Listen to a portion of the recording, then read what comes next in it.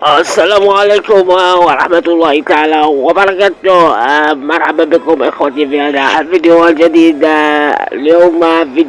اليوم عن كريستيانو رونالدو بطل العالمي، الذي سيوجه لكم رسالة ويقول لكم أنه يحب الجزائريين، كما قال أنه تمنى أن يلعب مع الفرق الجزائرية في البطولة المحترفة.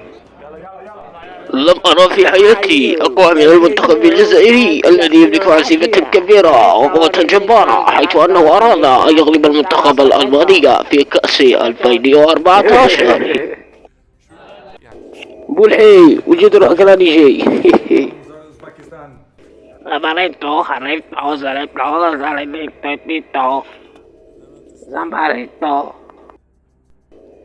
تهلاو في رواحكم.